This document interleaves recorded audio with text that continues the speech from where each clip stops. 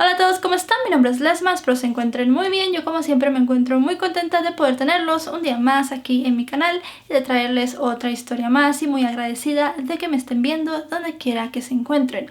Hoy hablaremos de un caso que envuelve a toda una familia, y es que una pequeña bebé desaparece de la cuna que tenía en el hospital solamente unos días después de nacer. Con el paso de los años sus padres descubrirían la verdad.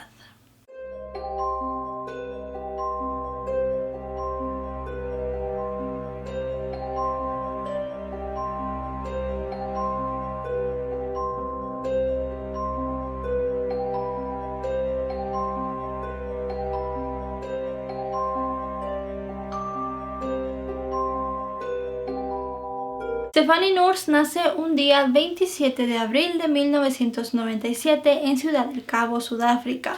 Stefanie era la primera hija de un matrimonio de veinteañeros llamados Celeste y Mor Noors. Celeste tuvo a su primera hija por medio de una cesárea, por lo cual los médicos le indicaron que tenía que permanecer varios días en el hospital.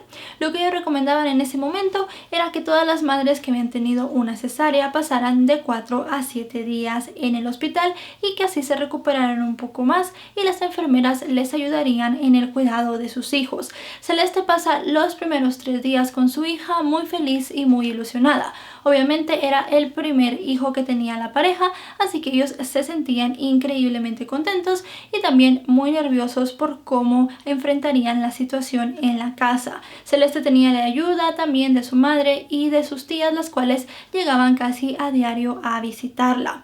Durante 3 días la familia pasó muy contenta por la llegada del primer miembro, pero el día 30 de abril de ese mismo año 1997 las cosas cambiarían para siempre. Celeste cuenta que le estaban administrando muchísimos medicamentos para el dolor porque había estado sufriendo bastante luego de la cesárea. Estos medicamentos la adormecían, la hacían sentir mareada y ella pasaba bastante parte del día durmiendo. Ese día obviamente no era la excepción. Dice que estaba un poco somnolienta, estaba tomando una siesta y de repente despertó.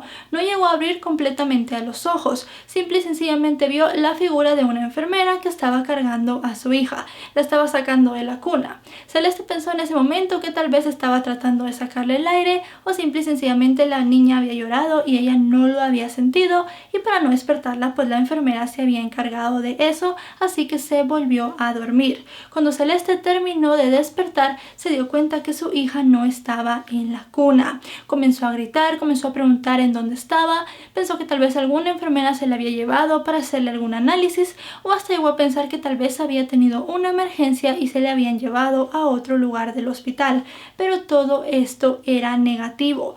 Nadie sabía en dónde estaba la pequeña hija de Celeste, ni siquiera su esposo. En ese momento la mujer comenzó a ponerse muy nerviosa. Las autoridades del hospital llamaron a la policía y estos comenzaron a revisar el lugar de arriba para abajo, pero no encontraron absolutamente nada.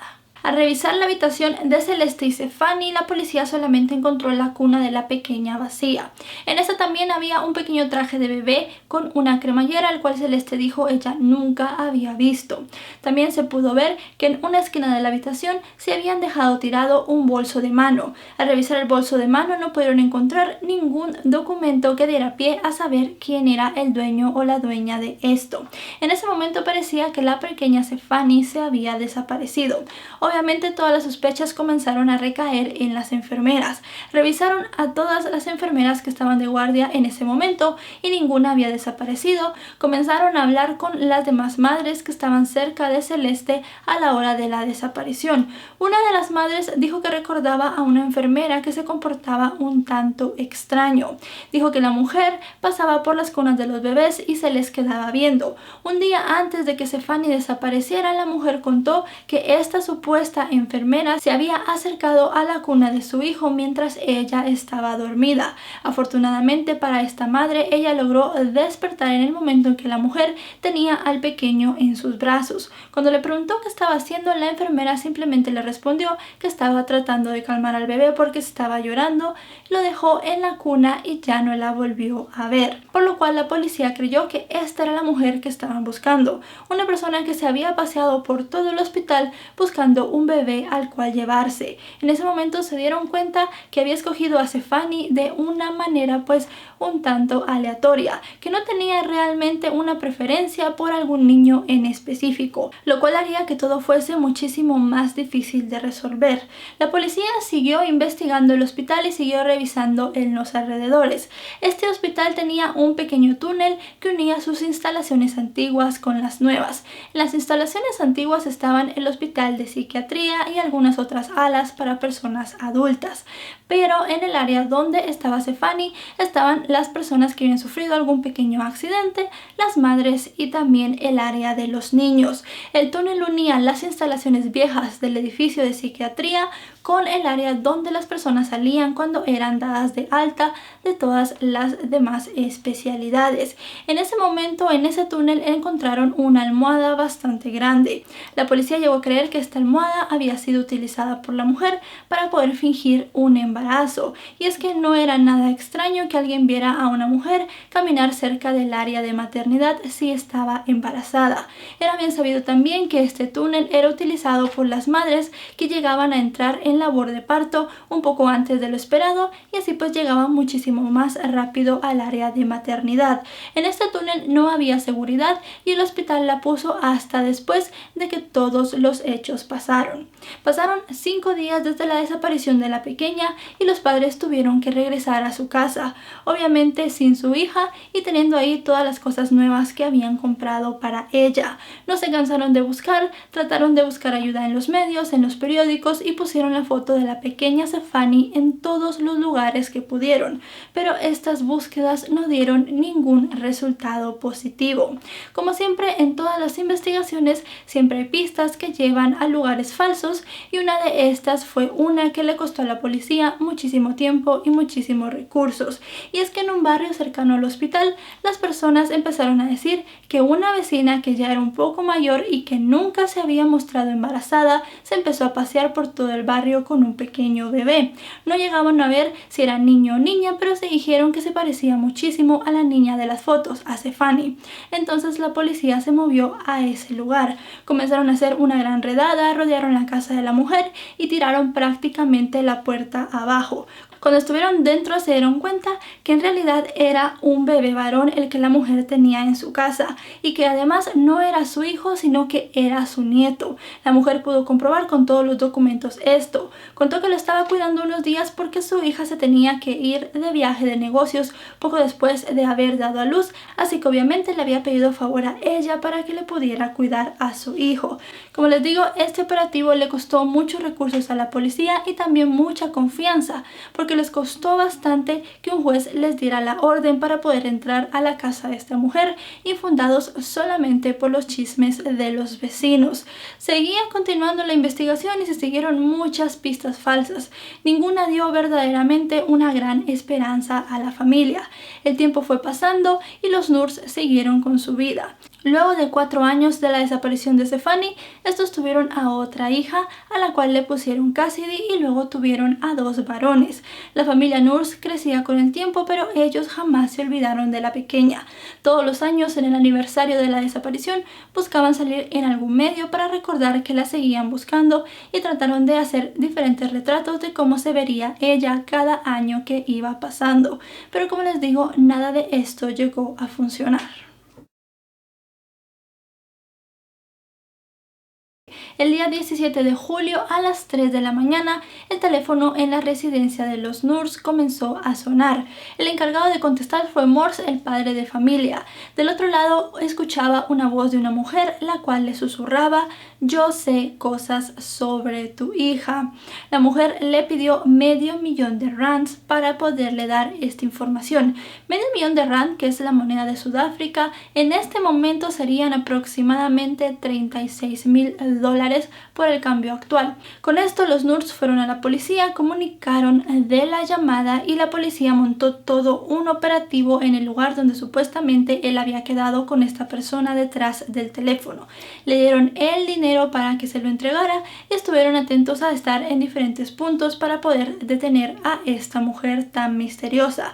Pero las horas fueron pasando mientras ellos estaban en el lugar del operativo y la mujer que estaba detrás del teléfono jamás llegó a aparecer. desaparecer. A la policía no le quedó otra más que rastrear esta llamada y al final pudieron dar con la persona que la había hecho. Resultaba ser que estaba solamente a 3 cuadras de donde vivía la madre de Celeste. Una mujer llamada Glenda, que era una vecina, había hecho esta llamada para conseguir algo de dinero, pero a la hora de llegar al lugar a recogerlo se echó para atrás. Pudo ser capturada y cumplió 3 años en la cárcel por extorsión. Luego de eso no se llegó a recibir nada sobre Stefani. Parecía prácticamente que la pequeña bebé y la supuesta enfermera que le había estado cargando esa tarde que había desaparecido se habían esfumado de la tierra. Cassidy, la segunda hija de los Noors, comenzó a ir a otra escuela aparte de la de sus hermanos, ya que ella ya había terminado la primaria. Cuando comenzó a ir a esta nueva escuela, ella empezó a conocer a diferentes personas. Había una chica que llamaba la atención de Cassidy. Era 4 años más grande que ella y Cassidy se dio cuenta que se parecía mucho. Y no solamente Cassidy, sino que prácticamente todas las personas en la escuela se dieron cuenta del gran parecido entre las dos chicas. Comenzaron a hablar por esto, pero se comenzaron a dar cuenta que tenían muchos intereses en común y que se llevaban muy bien, así que forjaron una gran amistad. Un día Cassidy le contó a sus padres de su nueva amiga. Estos se sintieron muy intrigados, ya que supuestamente esta chica tenía exactamente la edad que tendría Stefani en ese momento. Le pidieron a Cassidy que la citara en un local de comida rápida, que le dijera que sus padres la querían conocer como conocerían a cualquier amigo. Cuando los Noors llegaron y vieron a la amiga de su hija, se dieron cuenta que posiblemente estaban enfrente de Stefani. Ese año, el 2014, sería un año muy duro para los Noors. Ellos en la comida, cuando se dieron cuenta que probablemente la chica era Stefani, no dijeron nada y la dejaron ir como si fuera cualquier amiga de su hija Cassidy. Al terminar todo esto, llamaron a la policía. Ellos les aconsejaron que pidieran una orden judicial para hacerle a la chica una prueba de ADN, ya que no había otra forma de poder demostrar que la niña realmente era Stefani. Al hacer esta prueba de ADN, para la sorpresa de la familia, salió positiva. La jovencita que Cassidy había conocido en el colegio, una de sus mejores amigas, la cual le había comenzado a hablar simple y sencillamente porque se parecían bastante, resultó ser su hermana, que se encontraba perdida desde hace 17 años. Con esto, como les digo, 2014 sería un año muy difícil para la familia, ya que comenzarían cientos de batallas legales. Si bien los Noors se encontraban muy contentos por haber encontrado a su hija, en todo el camino se darían cuenta que la reunión familiar no sería lo que ellos esperaban. Y es que Stefani en un primer momento se negó completamente a tener relación con sus padres biológicos. Ella dijo que quería seguir estando con los padres que ya tenía hasta en ese momento, los padres, las personas que la habían creado y que ella durante sus 17 años creía eran sus padres biológicos, porque realmente las personas que crearon a Stefani nunca le dijeron ni siquiera que ella podría ser adoptada, sino que simple y sencillamente la trataban como su hija biológica. La policía y también los Noors pusieron una denuncia en contra de estas dos personas, los cuales fueron llevados a tribunales. Aquí se descubrió que la persona de la pareja que había sido el cerebro de toda la operación había sido la madre de crianza, vamos a llamarle así, el de Stefani. Se tiene que proteger el nombre de Stefani y el nombre de sus padres de crianza porque fue una orden judicial, así que realmente no se sabe cuál era el nombre que Stefani tenía con estas personas. A la madre de crianza, le han llamado en los medios Roberta, pero este no es un nombre verdadero. Nos referiremos a ella así para no estar confundiendo los nombres ni a las personas de la historia. Bien, Roberta declaró que su esposo no sabía nada de lo que había pasado. También declaró que ella misma había sido una víctima. Dijo que una vagabunda de nombre Silvia le había dado a Stefani un día que ella se encontraba esperando el metro. Dijo que esta vagabunda siempre la veía todos los días y que estaba embarazada. Luego, cuando ya llegó la hora de que esta mujer diera a luz, dejó de verla durante unos cuantos días y de la nada volvió a aparecer con la pequeña en sus brazos. Roberta cuenta que Silvia le dio a la niña, aduciendo de que ella no tenía dinero ni recursos para poder cuidarla y que sabía que ella lo haría mejor. Silvia dice que aceptó, ya que ella y su esposo tenían muchas ganas de tener un hijo, pero que no habían podido porque ella en el pasado pasado había tenido ya 3 abortos. Llevó a la pequeña a casa, le contó esta historia a su esposo y así fue como los dos crearon a la pequeña Stefani bajo otra identidad. Pero nunca se pudo encontrar a esta vagabunda para poder corroborar la historia.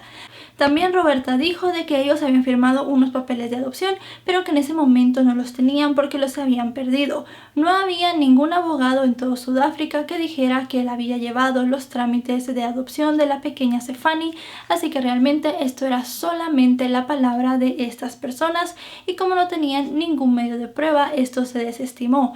La prueba que sí tenían en contra de ellos era que habían esperado 6 años para poder poner el nombre de Stefani en el registro civil, cosa que les parecía bastante extraña a las autoridades y al público que estaba siguiendo el caso en general. El esposo de Roberta fue retirado del caso ya que se comprobó que él realmente no sabía nada. Él pensaba en esta historia de la vagabunda dándole a la pequeña Stefani a su esposa y siguió creyendo eso durante los 17 años que tuvieron a la niña. Fue Roberta la que sí fue llevada a juicio porque creyeron que ella era la mujer que había entrado al hospital y había sacado a la pequeña bebé a escondidas de su madre. Los Noors por su parte estaban llevando otra batalla legal y también sentimental, y es que como les digo, Stefani no quería tener mucho contacto con ellos. Primero hizo unas 2 o 3 visitas a la casa y según ellos pues estaba llevando bastante bien con la familia y hasta les llegó a decir mamá y papá, pero abruptamente de la nada la pequeña Stefani, que en ese momento ya era una adolescente, dijo que ya no quería tener nada que ver con ellos, que ella simple y sencillamente quería que un juez le diera su custodia completa al hombre con el que se había criado. De igual forma ya faltaban unos pocos meses para que la joven cumpliera 18 años, así que solamente sería una batalla legal por una custodia muy corta. Como fueron pasando los meses, Stefani se hizo mayor de edad. También peleó muchísimo para no llamarse Stefani Noors, sino para conservar el nombre que sus padres de crianza le habían dado, y esta batalla legal también la ganó. Obviamente la batalla de la custodia, al cumplir la joven 18 años, quedó completamente disuelta porque ella ya no tenía que ser custodiada legalmente por nadie. Mientras todo esto, el juicio duró 2 años. El juicio contra Roberta terminó en el 2016 declarándola culpable y sentenciándola a 10 años de cárcel, de los cuales tenía que cumplir solamente 5 porque era el primer delito que cometía, y además de eso Stefani, bajo el cuidado de ella y de su esposo, había estado muy bien, había recibido educación, salud, se miraba bastante bien, tenía comida, tenía ropa y nunca había sido obligada a hacer nada extraño ni nada malo. La sentencia y el caso en general abrió un gran debate en la sociedad sudafricana. Muchos apoyaban a Stefani y muchos otros apoyaban a los Noors. Obviamente muchos alegaban que los Noors, al ser los padres biológicos de la niña, querían tener pues digamos una pequeña interacción con ella, una relación, y muchos otros defendían a Stefani diciendo que toda la vida que ella había conocido eran las dos personas que la habían creado, que los Noors eran básicamente unos extraños para ella, pero también defendía muchísimo el hecho de que los padres nunca habían dejado de buscar a su hija.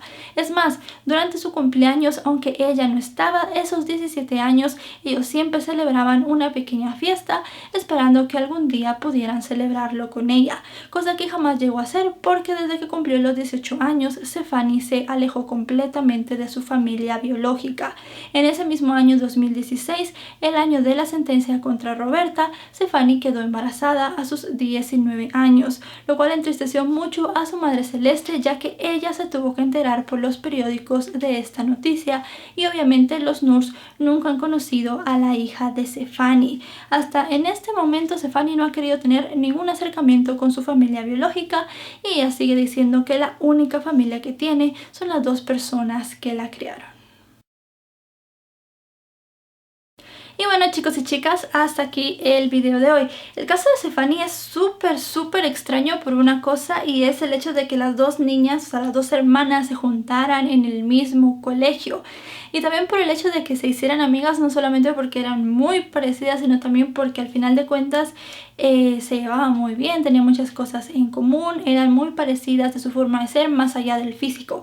Creo que todo esto fue una gran serie de golpes de suerte hasta cierto punto para la familia biológica de Stefani, pero al ver que ella lo rechazaba y todo esto, pues no fue lo que ellos esperaban. Me imagino que esperaban otro final, teniendo una relación más abierta con su hija biológica, saber qué le gustaba, qué había hecho con su vida y todo esto, pero en realidad ella nunca quiso saber mucho de ellos. Como les digo, se llegó a tener unos acercamientos y según la familia Nurse ya estaba empezando a llamar a ellos mamá y papá cuando de repente ya no quiso tener nada que ver con la familia. Muchos alegan que la familia, es que no sé si decir adoptiva, porque en realidad no la adoptaron. La familia de crianza, los padres de crianza de Stefani tal vez le dijeron algo sobre no hablar con estas personas. Podría ser que su padre no le gustara, que le empezara a decir papá a otro o mamá a otra mujer, mientras la mujer que la había criado estaba en un juicio. Esto ya son cosas que seguramente se trataron más dentro de la casa y de las que no se sabe. Lo que se sabe es que ella ya no quiere tener nada que ver con la familia biológica. Dijo que quería mantener su nombre. Como les digo, un juez prohibió completamente que se dijera su nombre en la televisión, que se mostrara su rostro en la televisión. Los nombres de sus padres de crianza tampoco se pueden decir por cuestiones de seguridad. La familia Nurse sí ha dado muchísimas entrevistas en la televisión sudafricana hablando de lo que le pasó a su hija, de todo lo que la buscaron y obviamente de lo tristes que se sienten al no llegar a tener una buena relación con ella. Su madre Celeste dice que es la que más ha sufrido. Obviamente sus hermanos pues no tienen tanto contacto con ella, no la pueden extrañar tanto, pero su madre Celeste sí quería tener mucha relación con su hija. Había sido su primera hija, la había tenido muy joven y pues le dio más pesar porque Stefani tiene ahora, bueno, tenía cuando tuvo su primera hija una edad muy parecida a la de ella cuando Stefani nació. Así que bueno, son cosas de la vida, pero como les digo, se me hizo un caso muy peculiar por el hecho de que se encontraran justamente en el mismo colegio. Eso fue bastante peculiar y bueno, al final de cuentas a Stefani no le pasó nada, simple y sencillamente una mujer que no podía tener hijos y quería tener un hijo a toda costa se la llevó. Así que bueno, son cosas que llegan a pasar en la vida y al final la joven tomó su decisión como persona mayor de edad que tiene.